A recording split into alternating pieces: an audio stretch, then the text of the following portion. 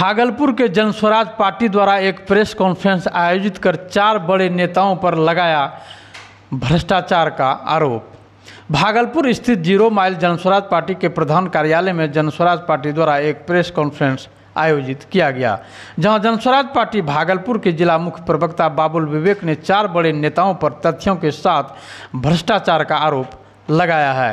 Party के मुख्य प्रवक्ता ने कहा कि जनस्वराज के सूत्रधार प्रशांत किशोर ने बीते दिन एनडीए के 4 बड़े नेताओं के खिलाफ भ्रष्टाचार के कई नए खुलासा किया है, जिसमें स्वास्थ्य मंत्री मंगल पांडे पर 2 करोड़ 12 लाख रुपए का घालमेल, बिहार के उप मुख्यमंत्री सम्राट चौधरी पर फर्जी उम्र का सर्टिफिकेट, सदानंद सिंह की हत्या का आरोप, डिग्री की गलत जानकारी जैसे कई संगीन आरोप लगाया है। जबकि जदयू नेता अशोक चौधरी सहित भाजपा नेता संजय जायसवाल पर नगर निगम की गाड़ियों के बिल के नाम पर पेट्रोल चोरी जैसे भ्रष्टाचार का गंभीर आरोप लगाया है। आइए देखिए एक रिपोर्ट। हमारे नेता प्रशांत किशोर जी के द्वारा हाल फिलहाल में बिहार के बहुत सारे नेताओं के जो कारस्तानियाँ हैं उनका खुलासा और पोल खोल किया जा रहा है कि किस प्रकार से इन लोगों ने भ्रष्टाचार में लिप्त होकर बिहार को ठगने का काम किया, बिहार के लोगों को जात धर्म जैसे मुद्दे पे उलझा के रखा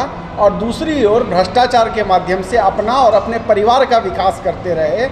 किस प्रकार से भी हमने खुलासा किया था जो दिलीप जायसवाल के ऊपर कि किस प्रकार से मेडिकल कॉलेज पे उन्होंने कब्जा किया था।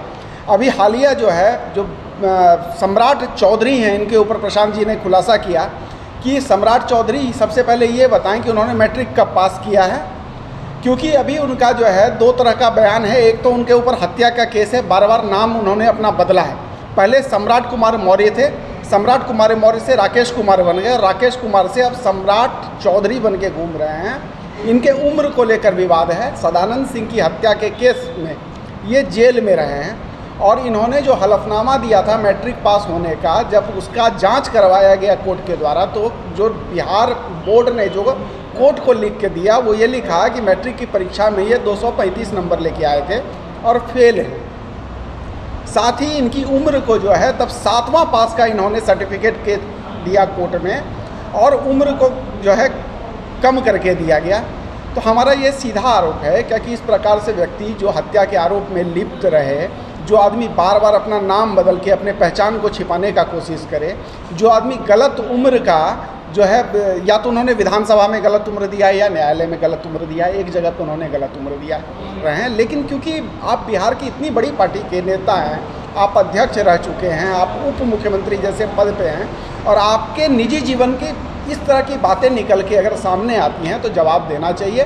क्योंकि बिहार की दुर्दशा का कारण यही कि इस प्रकार के 2 मुँहे जो लोग हैं उन्होंने बिहार को पीछे धकेलने का काम किया है, लोगों को मुद्दों से गुमराह किया है और झूठ बोल के सिर्फ अपना विकास किया है। ये किस हद तक गिरे हुए हैं इसका ये प्रमाण है।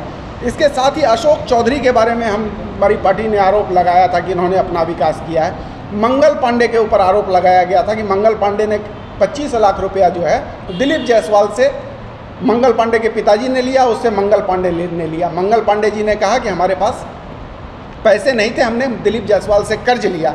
तो अब एक जो हालिया खुलासा वो ये है कि मंगल पांडे की पत्नी के अकाउंट में साल 2019-20 में 2 करोड़ 12 लाख रुपया डिपॉजिट हुआ है और इस सोर्स को इन्होंने छिपा के रखा है। इन्होंने इसका हलफनामे में खुलासा नहीं किया है, चुनावी हलफनामे में, कि इनकी पत्नी के अकाउंट में इतने पैसे आए हैं। तो यहाँ पे 2 सवाल उठता है। एक तो 25 लाख रुपया जो आप दावा करते हैं कि आपने दिलीप जायसवाल से आपके पिताजी ने लिया, फिर पिताजी ने दिलीप जायसवाल को वापस कर दिया और आपने पिताजी से कर्ज लिया, तो वो उस कर्ज की ज़रूरत क्या थी जब 2 करोड़ 12 लाख रुपए आपकी पत्नी के अकाउंट में आए थे उस समय पे। दूसरी बात ये कि ये 2 करोड़ 12 लाख रुपए को आपने सोर्स को छुपाया क्यों, कि कहाँ से आया है। तीसरी बात ये है कि जब 2 करोड़ 12 लाख रुपए आपके पास थे तो 25 लाख रुपए आपको कर्ज लेने की क्या नौबत आ गई, और कर्ज लिया तो कहाँ से वापस किया। तो पूरा घालमेल है भाई साहब। अपने भ्रष्टाचार को छिपाने के लिए ये लोग अलग अलग तरह से जो है जनता को गुमराह करते हैं और अलग अलग तरह से मुद्दे को दिग्भ्रमित करते हैं लोगों को।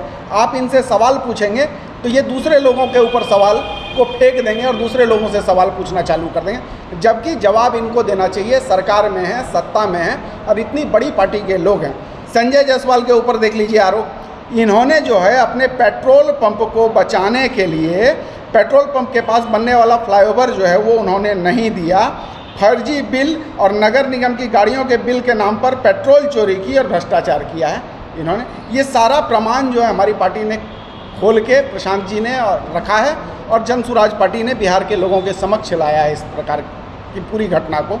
अब ऐसे में हमारा ये भारतीय जनता पार्टी और जो सरकार में जो नेता हैं उनसे ये सवाल है कि ऐसे नेताओं पे वो क्या कार्रवाई करते हैं और सबसे पहले उनको ये खुलासा करना चाहिए कि किन परिस्थितियों में ऐसा किया गया और जो भी इसका सच्चाई है वो बिहार के लोगों के सामने आए।